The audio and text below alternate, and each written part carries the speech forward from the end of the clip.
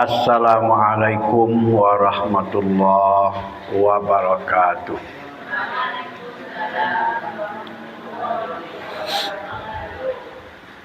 Alhamdulillahi rabbil alamin.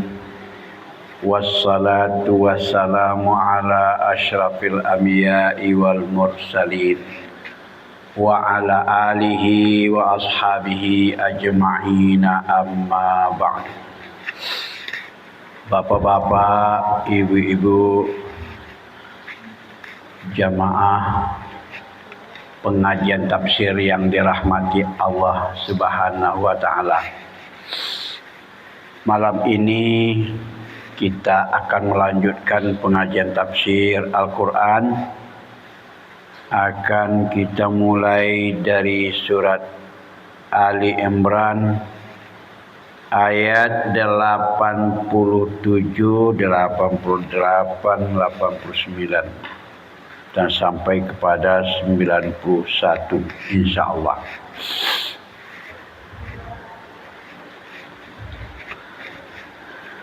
A'udzu billahi minasy syaithanir rajim.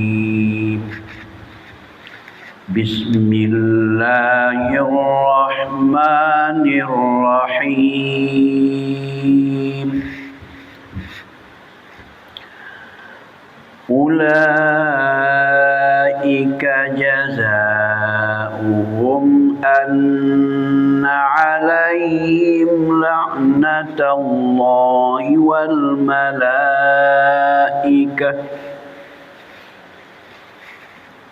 anna 'alaihim la'natullahi wal malaikati wan nasi ajma'in.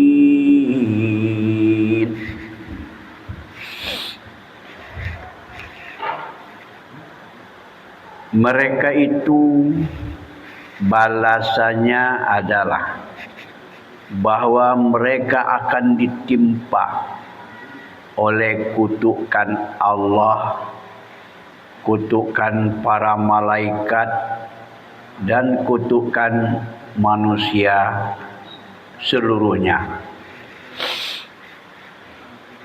Jadi ayat ini menjelaskan tentang nasib orang-orang yang dijelaskan pada ayat sebelumnya. Di dalam ayat sebelumnya ada dijelaskan oleh Allah, ada orang yang kafir setelah beriman. Ada yang kafir setelah mengakui kebenaran Rasulullah sallallahu alaihi wasallam. Ada yang kafir setelah datang kepadanya keterangan-keterangan, telah melihat bukti-bukti nyata kenabian atau mukjizat. Orang-orang itu tidak bisa lagi mendapat hidayah daripada Allah. Bahkan sudah dicap oleh Allah orang itu menjadi orang yang zalim. Maka orang itu, ulaika, itu maksudnya mereka itu nanti akan diberi balasan oleh Allah dengan apa? Akan mendapat kutukan Allah, laknatullah namanya. Akan dilaknat oleh Allah. Yang kedua apa? Yang kedua akan dilaknat oleh para malaikat.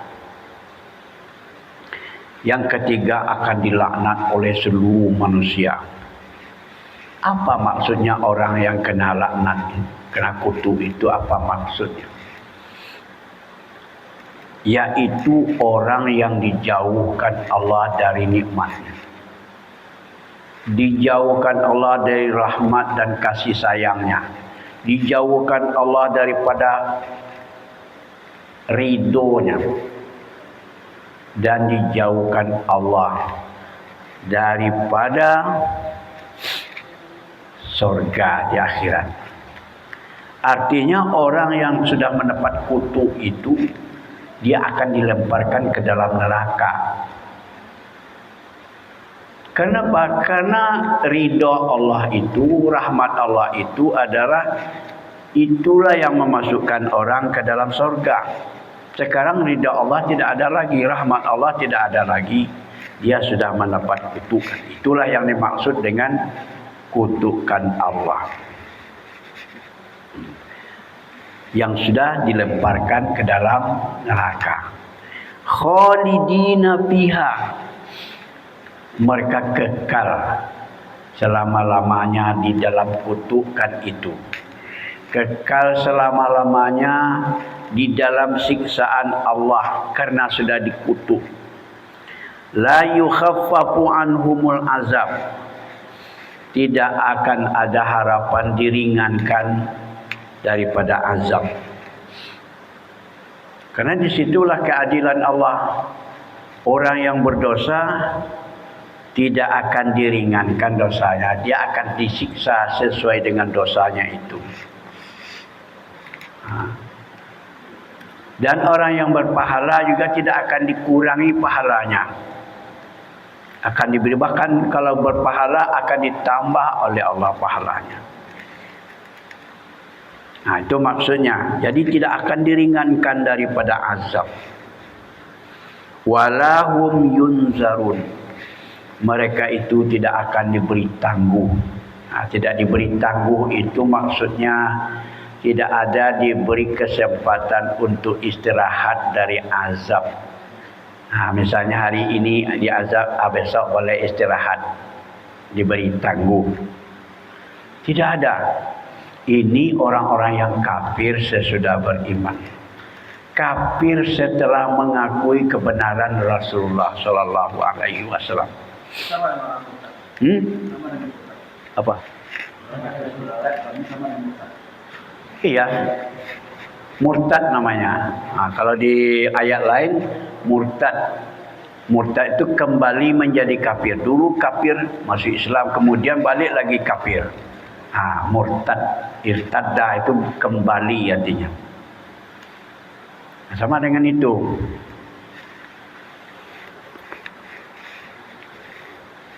Begitulah nasibnya nanti. Illal ladzina tabu min ba'di dzalik wa aslahu. Ada pengecualiannya, kecuali yang tidak mendapat kutuk, ada juga yang tidak mendapat kutuk, yaitu orang-orang yang mau bertaubat. Mereka yang mau bertaubat sesudah itu.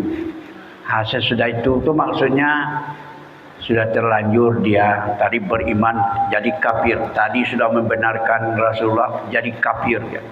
Sudah diakuinya ada mukjizat-mukjizat, bayinat, keterangan dia kafir. Kemudian dia bertobat.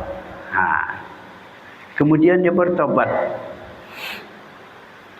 Bertobat artinya dia kembali kepada jalan yang benar, menyesali perbuatan yang telah dilakukannya, berjanji tidak akan mengulang lagi. Itu taubat itu.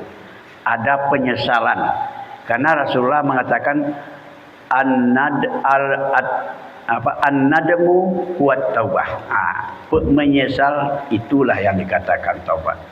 Tapi kalau tidak ada menyesal, itu tidak taubat yang sesungguhnya. Jadi dia betul-betul menyadari kesalahannya. Saya menyesal, ya Allah, aku tidak akan melakukannya lagi. Itu namanya kembali ke. Sudah itu dengan syarat wa aslahu. Banyak berbuat baik, rajin dia berinfak, menolong-nolong orang yang kurang mampu. Pokoknya berbuat baik, beramal saleh. Setelah bertobat itu banyak dia beramal saleh. Itu akan bisa keluar dari jeratan kutukan Allah. Fa innallaha ghafurur rahim. Sesungguhnya Allah Maha Pengampun, Maha Penyayang. Di situ kita melihat betapa tingginya santun Allah kepada hambanya. Rasa kasih sayang Allah kepada hambanya itu lebih besar daripada kasih sayang hamba kepada dirinya. Jadi sehingga dikata Rasulullah, innallaha yaghfiru dzunuba atau yaqbalu tauba abdi malam yughargir. Allah itu benar-benar akan menerima taubat hambanya selagi nyawa belum sampai ke kerongkongan. Tapi kalau nyawa sudah sampai ke kerongkongan, sudah sakaratul maut, baru bertaubat, itu tidak ada harapan diterima taubatnya. Oleh sebab itu dianjurkan jangan sampai terlambat bertaubat. Kalau ada keteledoran, kembali kepada yang benar. Inilah yang diterangkan oleh ayat ini. Sudah murtad, sudah kafir sesudah beriman, kafir setelah mengakui kebenaran Nabi, kafir setelah melihat mujizat-mujizat diakuinya, tanda-tanda kebesaran Nabi. Kemudian kalau bertaubat diterima taubatnya oleh Allah selagi nyawa belum sampai di kerongkongan. Di situ kita melihat betapa tingginya kasih sayang Allah kepada hambanya. Innallaha ghafurur rahim. Sesungguhnya Allah benar-benar Maha Pengampun, Maha Penyayang.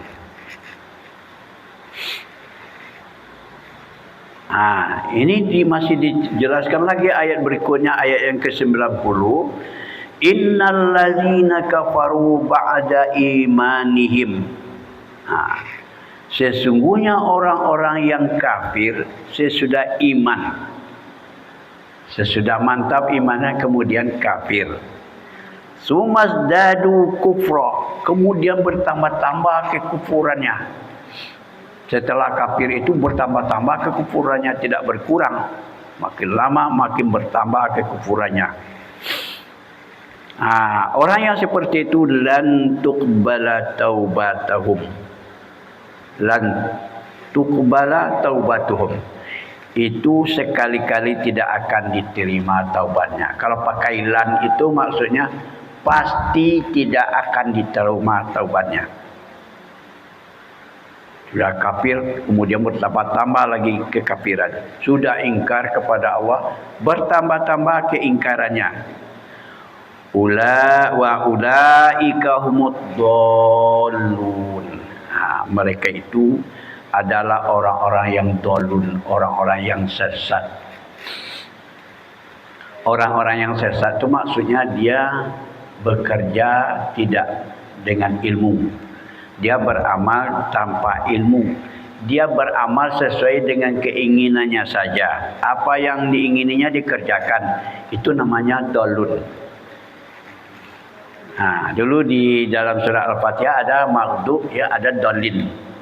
Kalau yang maghdub itu dia sudah punya ilmu tapi tidak diamalkannya. Orang Yahudi. Dicontohkan orang Yahudi. Tapi kalau dhalun, dia beramal tapi tidak berdasarkan ilmu. Ini adalah dikatakan oleh Allah, itulah orang Nasrani.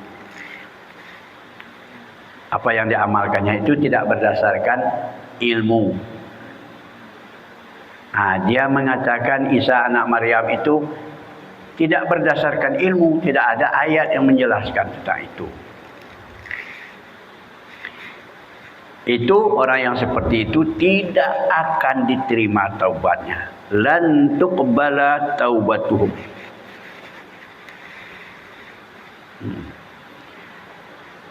Ayat berikutnya, innallazina kafaru wa matu wa hum kuffar. Ini lagi seiring dengan yang tadi. Sesungguhnya orang-orang yang kafir, yang ingkar kepada Allah, wa matu, mereka itu mati dalam keadaan kafir. Kafir mati dalam keadaan kafir. Falai yuqbala min ahadihim mil'ul ardi zahaban. Setelah dibangkit nanti tidak akan diterima dari seseorang mereka yang mati dalam keadaan kafir itu tidak akan diterima. Apa yang tidak diterima? Emas sepenuh bumi. Walau iftada bih. Tu. Kalau mereka itu ingin menebus dirinya karena dosanya sangat banyak, dia punya emas sepenuh bumi, ditebusnya kesalahan itu dengan emas. Lan yuqbala min ahadihim, tidak akan diterima oleh Allah. Karena ada orang-orang Yahudi Nasrani itu merasa kaya raya di dunia ini. Dia kerjanya mengumpulkan harta. Oh, besok katanya di akhirat itu kalau saya bernasib malang akan saya tebus dengan emas, dengan kekayaan ini. Nanti dinyatakan oleh Allah tidak akan bisa, walaupun punya emas sepenuh bumi, mil'ul ardi, tidak akan bisa ditebus. Kemana emas akan dicari? Ulaika lahum azabun alim. Mereka itu akan mendapat azab yang pedih, arti siksaan yang memedihkan. Bukan azab itu yang pedih, tapi azab itu memedihkan. Itu maksudnya azabun alim. Wa ma lahum min nasirin, dan tidak adalah bagi mereka orang-orang yang akan bisa menolong, membantunya daripada penderitaan itu. Inilah yang dijelaskan oleh Allah nasib orang-orang yang kafir sesudah beriman, orang yang mati dalam keadaan kafir. Itulah siksaannya yang dijelaskan oleh Allah Subhanahu wa taala. Sekarang kita ulang kembali. A'udzubillahi minasyaitonirrajim. Bismillahirrahmanirrahim. Ulaika jazaohum anna 'alaihim la'natullahi wal malaikati wan nasi ajma'in.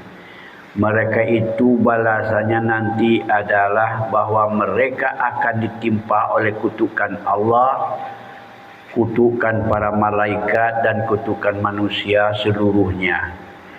Khalidina fiha la yukhaffafu anhumul azab wa la hum yunzarun. Mereka itu kekal dalam kutukan, tidak akan diringankan daripadanya siksaan, dan mereka pun tidak akan diberi tangguh. Illal ladzina tabu mim ba'di dzalika wa aslahu, kecuali orang-orang yang mau bertaubat sesudah itu serta melakukan amal-amal kebaikan. Fa innallaha ghafurur rahim, sesungguhnya Allah benar-benar Maha Pengampun, Maha Penyayang. Innal ladzina kafaru ba'da imanihim tsumma zadu kufra, sesungguhnya orang-orang yang kafir sesudah iman kemudian bertambah-tambah kekafirannya, lan tuqbala taubatuhum, niscaya tidak akan diterima taubatnya. Wa ulaika humud dhalun, dan mereka itu adalah orang-orang yang sesat.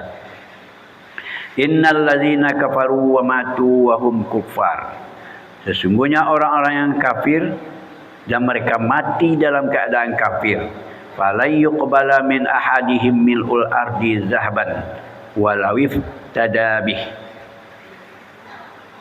Orang-orang yang mati, sesungguhnya orang-orang yang kafir dan mati dalam keadaan kafir tidak akan diterima dari seseorang mereka itu sepenuh bumi emas, walaupun mereka ingin menebusnya. Ulaika lahum azabun alim, mereka itu akan mendapat siksaan yang memedihkan. wa ma lahum min nasirin, dan mereka tidak akan mendapati orang-orang yang menolong. Ya.